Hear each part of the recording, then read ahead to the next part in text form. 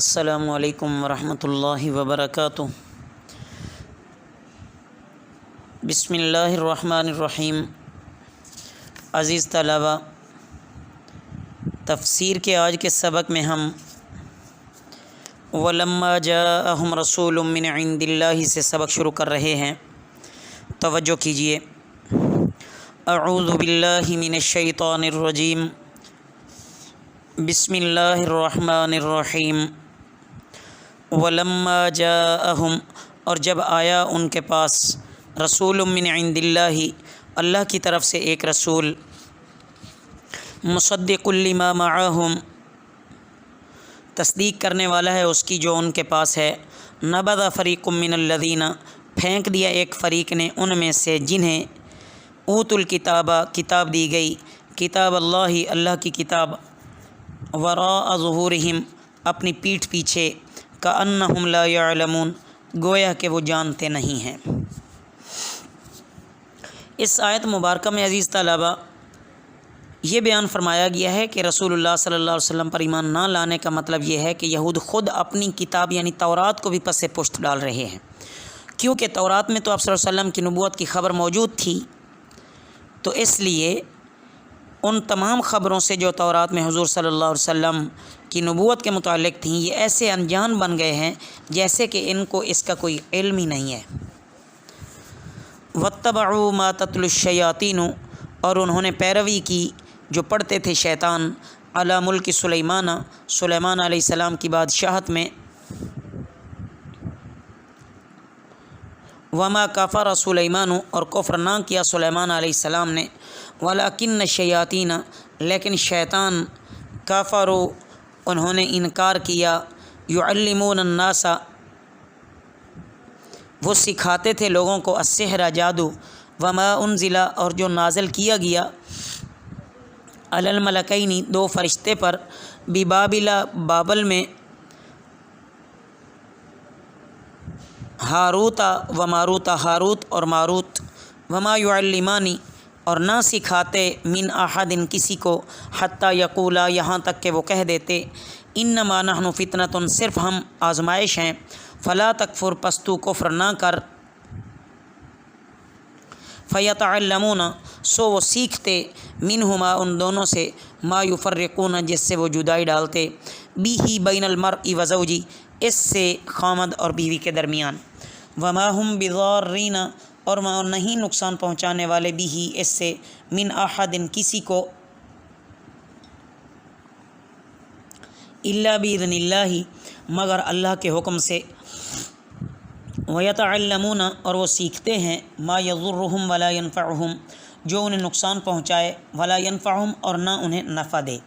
ولقد علموا، اور البتہ وہ جان چکے، لمن اشتراہ، جس نے یہ خریدا، ما لہ، نہیں اس کے لیے، فی الآخرۃ، آخرت میں، من خلاق، کوئی حصہ، ولبئس ما، اور البتہ برا ہے، ما شروا، جو انہوں نے بیچ دیا، بیہ انفسہم، اس سے اپنے آپ کو، لو کانوا یعلمون، کاش وہ جانتے ہوتے،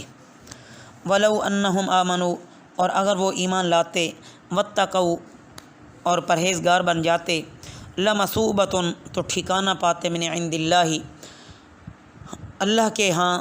سے، خیر لو کانوا یعلمون، بہتر، لو کانوا یعلمون، کاش وہ جانتے ہوتے۔ عزیز طلبہ، ان آیات مبارکہ میں یہ بیان فرمایا گیا ہے کہ حضرت سلیمان علیہ السلام کے زمانے میں شیاطین اور جنات حسب معمول آسمان تک چڑھ جاتے، اور فرشتوں میں جو اللہ تعالیٰ کے احکامات کا مذاکرہ ہو رہا ہوتا نا، اس کو یہ غور سے سنتے، اور جب ان کو معلوم ہو جاتا کہ فلاں تاریخ کو فلاں وقت میں یہ واقعہ دنیا میں پیش آنا ہے، تو وہ نیچے واپس آ کر کاہنوں کو ان کے تمام واقعات کی اطلاع کر دیتے، اور یہ کاہن اپنی طرف سے اس میں کچھ جھوٹ موٹ ملا کر اور اپنی کتابوں میں ان باتوں کو لکھ لیتے۔ رفتہ رفتہ بنی اسرائیل میں یہ بات اعتقاد کی شکل اختیار کر لی کہ جنات اور شیاطین بھی غیب کو جانتے ہیں۔ جب حضرت سلیمان علیہ السلام کو اس بات کی اطلاع ہوئی، تو آپ نے اس قسم کی سب کتابوں کو جمع کر کے ایک صندوق میں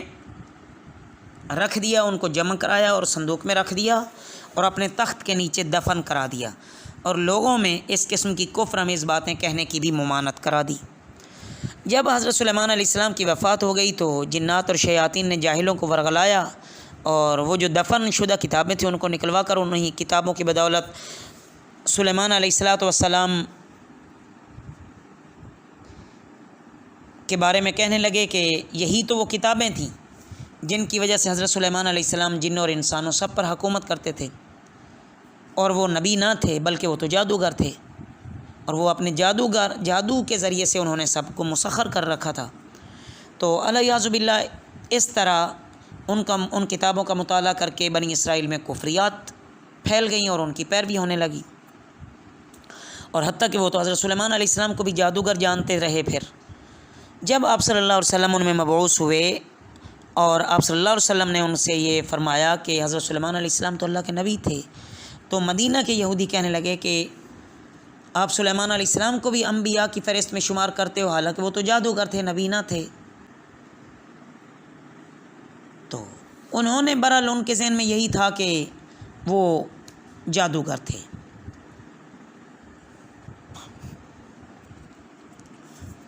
یہودیوں نے خود نبی کریم صلی اللہ علیہ وسلم پر بھی سحر کر دیا تھا، جادو کر دیا تھا، جس کے اثر سے آپ صلی اللہ علیہ وسلم کو مرض جیسی ایک حالت پیش ہو گئی، اور آپ نے اللہ تعالیٰ سے دعا کی تو آپ پر وہی نازل ہوئی، سورۃ الفلق اور سورۃ الناس کا ورد کرنے کا حکم ہوا، جس سے اللہ تعالیٰ کی طرف سے آپ صلی اللہ علیہ وسلم کو بالکل شفا ہو گئی۔ اس کے بعد یہ بتایا کہ یہودیوں کی ایک دوسری قسم کے سحر کا بھی ایک ان میں اور قسم کا بھی جادو تھا کہ دو فرشتوں کو ایک خاص حکمت کی بنا پر وہ دیا گیا جو بابل شہر میں رہتے تھے، اور جن کا نام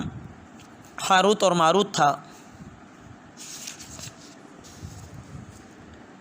جب چرچا بہت زیادہ ہو گیا جادو کا تو بعض اس کو نیک عمل سمجھنے لگے جادو کو، اور سیکھ کر اس پر عمل کرنے لگے۔ تو اللہ تعالیٰ نے اس غلطی کو دفع کرنے کے لیے بابل میں دو فرشتے جو کہ انسانی شکل میں تھے، ہاروت اور ماروت ان کا نام تھا، اس کام کے لیے بھیجے کہ وہ لوگوں کو سحر یعنی جادو کی حقیقت اور اس کے اصول و فروع یعنی حقیقت ہے کیا اس سے مطلع کریں، اس سے بتائیں، سمجھائیں، تاکہ نبی کے معجزے اور جادوگر کے جادو میں فرق واضح ہو جائے۔ اب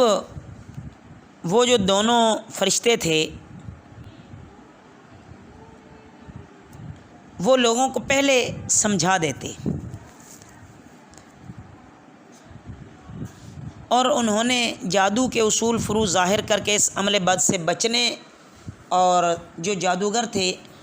ان کی نفرت لوگوں کے دلوں میں بٹھانی شروع کی، اور وہ لوگوں کو جادو کے اصول اور فروع بتانے سے پہلے کہ یہ جادو کیا ہوتا ہے، اس سے پہلے وہ کہہ دیتے تھے کہ دیکھو ہمارے یہ بتانے کے بعد